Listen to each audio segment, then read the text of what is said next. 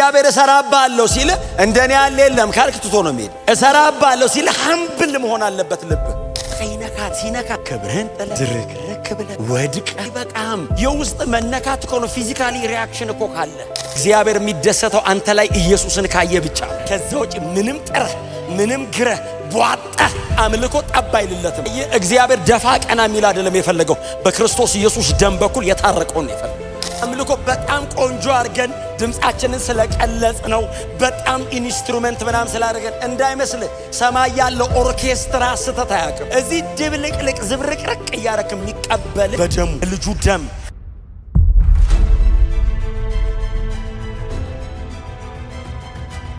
ይሄ ሙሴ እግዚአብሔር ጠራውና ሕዝቤን እስራኤልን ባንተ ነፃ አውጣለሁ ወደ ፈርዖን ነው ምልከው። ወደ እስራኤል ልጆች አይደል፣ ወደ ፈርዖን በልጅነቱ ከተወለደበት ከተጣለበት ከወንዙ ላይ አንስታ 40 ዓመት የፈርዖን ልጅ አሳድገዋለች። ይህንኑ ቃል ነው ጌታችን ኢየሱስ ክርስቶስ መጥቶ አዲስ ኪዳን ላይ እኔ ነኝ ያለውን የአብን ቀጥታ ነው መጥቶ ኢየሱስ እኔ ነኝ አለ። ጌታ ከሰማይ የወረድኩ አዳኝ። ይሄ ነው ወንጌል የገባል። ለዚህ ወንጌል መኖር አይደለም መሞት ክብር። እንደዚህ ያለውን አምላክ ለማምለክ እግዚአብሔር እንደዚህ ያለ ሕዝቤ ነፃ ያወጣ ነው ልናመልክ እየኖርን እናመልኳል። የሚያሰኘውን በእምነት እያደረግን እያገለገል ነው እናመልኳል። እንደዚህ ደግሞ በማህበር ድል ስናገኝ እየዘመርን እንዳበደ ሰው እየሆንን ደግሞ እናመልከዋል። የሕዝቤን የእስራኤልን ጩኸት ሰምቻለሁ፣ ሲቃያቸውን አይቻለሁ፣ አድናቸው ዘንድ ወርጃለሁ። አሁን ሰምቻለሁ፣ አይቻለሁ፣ ወርጃለሁ። በጣም ከባድ ነው። እግዚአብሔር ከሰማይ ሰማው አለ። ጩኸት ሰማው የት ነው ብዬ አየው። እየተጨነቁ ነው፣ ሕዝቤ ናቸው፣ ላድናቸው ወረድኳል። ሙሴን እንደ ኢንስትሩመንት እንደ መጠቀሚያ ዕቃ ተጠቀመበት እንጂ ለዘላለም አዳኛችን እግዚአብሔር ብቻ ነው። ድሮም እግዚአብሔር ነው አዳኝ፣ ዘንድሮም እግዚአብሔር ነው አዳኝ፣ ለዘላለምም እግዚአብሔር ብቻ ነው አዳኝ። ስለዚህ እግዚአብሔር የማዳንን ሥራ ሕዝቤን እስራኤልን ነፃ የማውጣት ሥራ የመቤዠት ሥራው የኔ ነው። ይህንን ለማድረግ ደግሞ ከሰማይ ወርጃለሁ አለ እግዚአብሔር። ፈርዖን ቤተ መንግሥቱን ዘግቶ ቢቀመጣው የሞት መልአክ ልክ ያንኳኳለሁ ቤቱን አለ። እታች ጀምሮ እስከ ላይ ድረስ ማንም አያመልጥም ከኔ አለ። እንደኔ ያለ ማንም እንደሌለ ማወቅ አለባቸዋል። ይሄ ሙሴ እግዚአብሔር ጠራውና ሕዝቤን እስራኤልን ባንተ ነፃ አውጣለሁ ወደ ፈርዖን ነው ምልከው። ወደ እስራኤል ልጆች አይደል፣ ወደ ፈርዖን በልጅነቱ ከተወለደበት ከተጣለበት ከወንዙ ላይ አንስታ 40 ዓመት የፈርዖን ልጅ አሳድገዋለች። ፈርዖን ምን ያክል ጨካኝ እንደሆነ ለመግደል የማይሳሳ እንደሆነ ቀጥሎ በእጁ ላይ በትር እንዳለ ሙሴ ያውቃል። ወደ ፈርዖን ሲለው እግዚአብሔር ሆይ እኔ አልሄድም፣ ቀጥሎ ተናገር ብትለኝ አንተ የሚናገርልህ ነው የምፈልገው። የኔ እጅ ምንም አይሰራልም፣ እጅን ልከህ ትሰራለህ። ተናጋሪ ሌላ ተናጋሪ እንካ አሮንን። አሮን ላንተ እንደ ነብይ ይሆናል፣ አንተ ከኔ ትሰማለህ፣ ለሱ ትነግረዋለህ፣ እሱ ደግሞ ይናገራል። እግዚአብሔር ይሄው እሱ አይሻልም ሲለው አንዱ የአገልግሎት ኳሊፊኬሽን ትትና እግዚአብሔር እሰራባለሁ ሲል እንደኔ ያለ የለም ካልክ ትቶ ነው የሚሄድ። እሰራባለሁ ሲል ሀምብል መሆን አለበት ልብ። ሙሴን መጣና ልሰራብ ነው ሊገለጥብ ነው ወርጃለሁ አለ እኮ የአባቶች አምላክ አለ።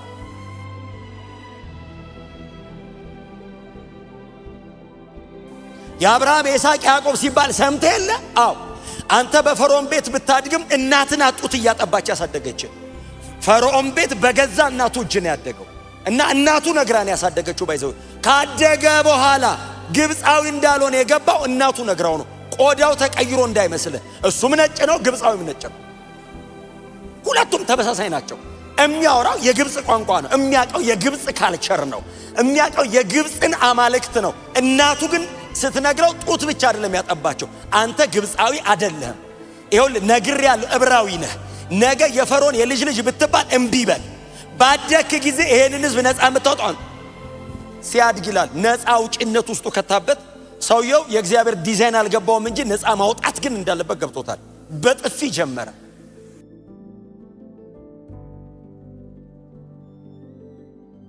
አንተ ያን ሁሉ የግብፅ ሰው በጥፊ ትጨርሳል እንዴ? አትችለውም። ስለዚህ እግዚአብሔር አየው ማዳን ውስጥ አለ፣ ካራክተር አልተሰራም አለ።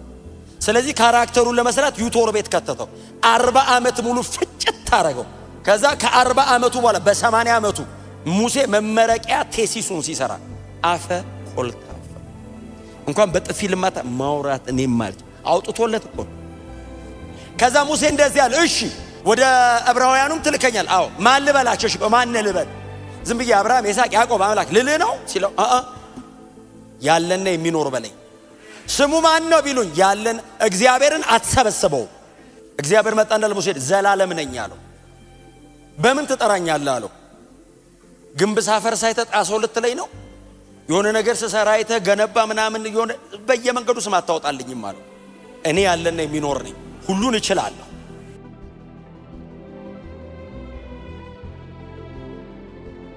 ይሄንኑ ቃል ነው ጌታችን ኢየሱስ ክርስቶስ መጥቶ አዲስ ኪዳን ላይ እኔ ነኝ ያለውን የአብን ቀጥታ ነው መጥቶ ኢየሱስ እኔ ነኝ አለ። አይ ያህዌ የሚለውን ኩሪዮስ ማለት the Lord ጌታ ከሰማይ የወረድኩ አዳኝ። ይሄ ነው ወንጌል የገባን። ለዚህ ወንጌል መኖር አይደለም መሞት ክብር። እና ይሄ ሰውዬ ነው እንግዲህ እየሄደ ለፈርዖን እንደዚህ ያለው። መጀመሪያ ገና ፈርዖን አለው። ፈርዖን የዛሬ 40 ዓመት ሙሴን ያውቀው ነበር ከዛ ቤት ሲወጣ። እና ፈርዖን ንግስናው ዙፋኑ ላይ ነው ያለው። ሙሴ 80 ዓመት ሆኖታል። ሸምገል ነገር ብሏል፣ አርጅቷል። ዩቶር ቤት ነው የኖረው። ፊቱ ደረቅ ነገር ብሏል፣ ቆዳው ልጥፍ ብሏል ላዩ ላይ። የምድረ በዳ ሰው ነው ደግሞ የሆነች በትር ነገር ይዟል የሚደገፋት። ልብሱ እንደነሱ አይነት ሲልክ አይደለም። እና ፊቱ ቆመና ፈርዖን አለው። አቤት አለው። የዕብራውያን አምላክ እግዚአብሔር እንዲህ ይልሃል አለው፣ ያመልከኝና ያገለግለኝ ዘንድ ሕዝቤን ልቀቅ።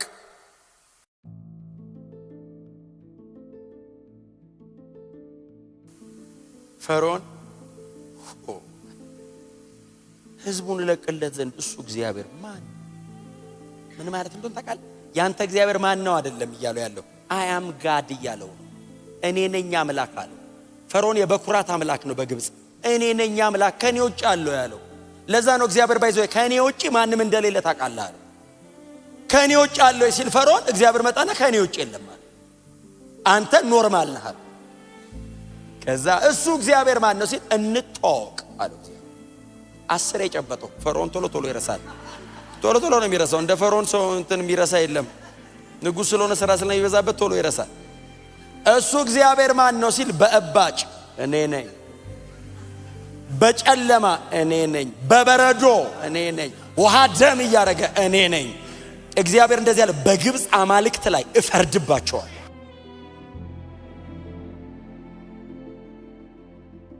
እግዚአብሔር የሚታየው ማቴሪያል ሪል ሙሉ አይደለም፣ መንፈሳዊ ዓለም ላይ እፈርዳል። ከኔ ውጭ አለ ማንም የለም። ሲያስለቀቀ የሚያስለቀቅበት ምክንያት አለ። ልቀቅ አለ። አለቅም ልቅ ትለቃለህ። በተዘረጋ እጅና በጸና ክንድ ነው የማወጣው። እንደውም ዳዊት ሲዘምር ምንድን ያለው መዝሙረ ዳዊት ላይ እኮ ከብረት እቶን አወጣህ። ግብፅ ኖርማል አይደለችም። የብረት እቶን ማለት ብረት የሚያቀልጥ ግለት ማለት ነው። ምንም ኃይለኛ ነገር ግብፅ ፊት አይቆምም። እግዚአብሔር የተዘረጋ እጅና የጸና ክንድ ልኮ ከብረት እቶን ውስጥ ጎትቶ አወጣው። ለምንድን ነው የምለቀው ሲል ያመልከኝና ያገለግለኝ። እኔ አምላክ ነኝ፣ ልመለክ ይገባኛል። የሚያመልከኝ ደግሞ ሕዝቤ ነው።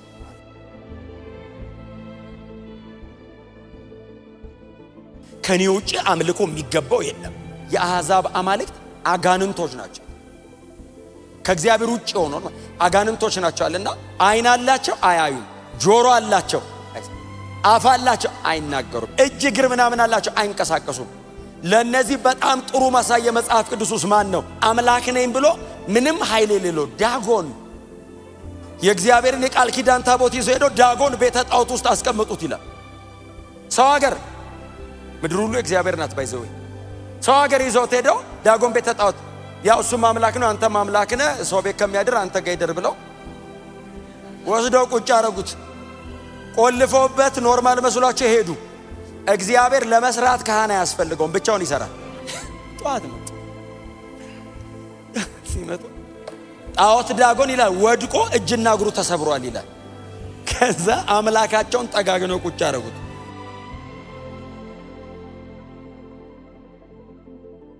ቀን በሰላም ነው የሚውለው። እግዚአብሔር ክብሩን የሚገልጠው በሕዝቡ መሃል። እዛ ሰው ሀገር ሲሄድ ማታ ማታ ከዛ ቆልፎበት ሄዱ። በማግስቱ ሲመጡ ወድቆ ጭንቅላቱ ተሰብሮ እንደማይጠገን አረገው። ከዛ አምላካቸው ላይ አይደለም የፈረደው። ከዛ ቀጥሎ ወደ ከተማ ወጣ። እባጭ በእባጭ አረገው አገሩ። ከዛ ሄደው ሲጠይቁ ጠንቋዮቻቸውን ሲጠይቁ የዕብራውያን አምላክ ነው እንዲያረጋ ያለው እና ምን እንደሚፈልግ ሂዱና ከዛው ከአገር እዛው አገር ሄዳችሁ ሕጉን የሚያጠኑ ካህናት አለው ለምናችሁ ምንድነው የሚፈልገው ብላችሁ አለበለዚያ ታልቃላችሁ አሉ። እዚህ በድንግዝግዝ እንዳለ በመጋረጃ እንዳለ እያየነው እኮ ነው እንደዚህ እኮ የምናመልከው። ለምን መሰላችሁ? መንፈስ ቅዱስ እኮ ስላለ ነው። ይሄንን አሁን እንዴት አድርገህ ለባለ አእምሮ ልታስረዳው ትችላለህ? መነካት አለብህ። ይሄ እንዲገባ ሲሪየስ ኢንካውንተር ያስፈልጋል። የመንፈስ ነገር ለባለ አእምሮ ሰው ሞኝነት ነው።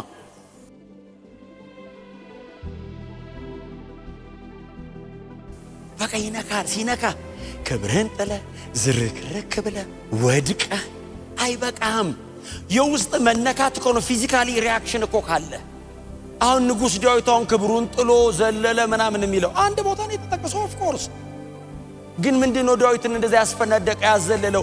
የእስራኤል ቆነጃጅት እስኪንቁት ያደረገው ምንድነው? የቃል ኪዳኑ ታቦት መጣልኝ አለ። ዙፋን ላይ ሲቀመጥ ዳዊት እንደዛ ዘሏል? አልዘለለም። ጭንቅላቱ ላይ ሶስቴን የቀቡት ሶስተኛውን እስራኤል በሙሉ ተሰብስቦ ሲደፋበት ዘይት ዳዊት አልዘለለም። ዝም ብሎ ነው በሰላም ገብቶ ቤተ መንግስቱ ቁጭ ያሉ ዙፋን ላይ። የእግዚአብሔር የቃል ኪዳን ታቦት ሲገባስ ነፍሱ ናት በሐሴት የተሰቃየችው። የነፍስ ሲቃይ ነው ታውቃለህ። ምን ያርገው? ክብሩን ጥሎ ሲዘል የእስራኤል ቆነጃጅት የንጉስን እርቃን ሲያዩ አፈሩ። እንደዚህ ያሉ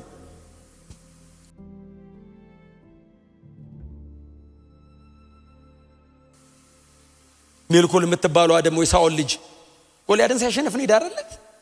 ከዛ ምንድነው የሚለው መጽሐፍ? ንጉሱ እንኳን ልታመልክ አብራው እንደዚህ ብላየችው። ከዛ ንጉስ በእስራኤል ቆነጃጅት ፊት እንዲህ ክብሩን መጣል ይገባዋል እንዴ ስትል ለንግስና እየተንደረዳ ያለ ሰው እንዳይመስልህ። ንጉስ ነው ትነግሳለህ የሚል የተስፋ ቃል ያለው ሰው እንዳይመስልህ። ኦሬዲ ወንበር ላይ ነው ያለው። እስራኤል በሙሴ በኩል የተነገራትን የተስፋ ቃል የፈጸመው ዳዊት ነው። ደሆል ከኤፍራጥስ እስከ ሜዲትራኒያን ድረስ ግዛቱን የጠቀለለው ዳዊት ነው። ለዛውም ኖርማል ንጉስ እንዳይመስልህ። መሲሁ በአባቱ በዳዊት ዙፋን ላይ ይቀመጣል የተባለው መሲሁ ራሱ የዳዊት መክፈቻ እጁ ላይ ምን ያክል ወሪየር እንደሆነ ይኸው ሰውየው። እንደዚህ አይነት በክብር እግዚአብሔር ያንቆጠቆጠው ሰውዬ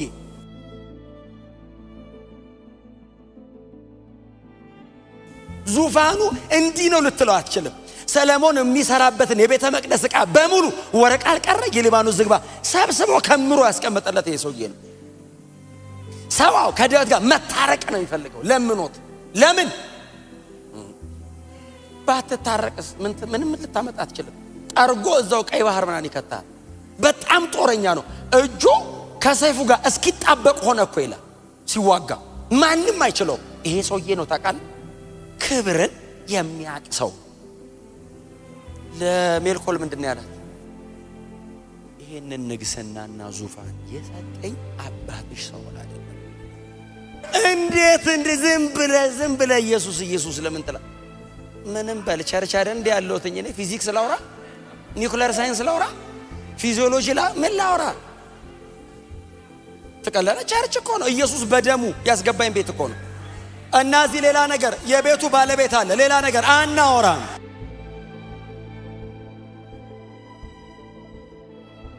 እግዚአብሔር የሚደሰተው አንተ ላይ ኢየሱስን ካየ ብቻ ነው። ከዛ ውጪ ምንም ጥረህ ምንም ግረህ ቧጣህ አምልኮ ጠብ አይልለትም። አየ እግዚአብሔር ደፋ ቀና የሚል አይደለም የፈለገው። በክርስቶስ ኢየሱስ ደም በኩል የታረቀውን ነው የፈለገው።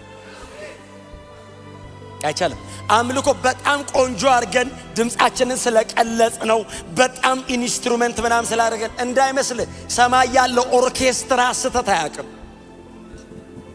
ሰማይ ያለው ኦርኬስትራ የመላእክቱ የሃርመኒው ስተት የለውም። ስተት የለውም እንዳይመስል። ስተት ክሮስ አያደርገውም። መሳሳት የማያውቀው አምልኮ ሰማይ ያለው። እዚህ ድብልቅልቅ ዝብርቅርቅ እያደረክ የሚቀበልህ በደሙ በልጁ ደም በክርስቶስ ደም ነው ሰው የሚጸድቅ። በክርስቶስ ደም ኢየሱስ ነው ብቃታችን። እኔ ይሄ ጳውሎስ የሚሉ ሰውዬ እኮ ምን አይነት ሰው ነው? ሰማይ እናገኘዋለን፣ በእውነት እንሄዳለን እናገኘዋለን። ጳውሎስ እንደዚህ ያለ በእግዚአብሔር ፊት የተሰቀለው ክርስቶስ ጥበባችን ይላሉ ቆሮንቶሶች።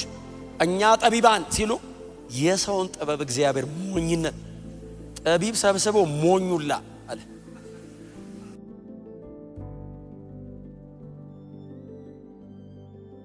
እንደዚህ ያለውን አምላክ ለማምለክ እግዚአብሔር እንደዚህ ያለ ሕዝቤን ልቀቅ።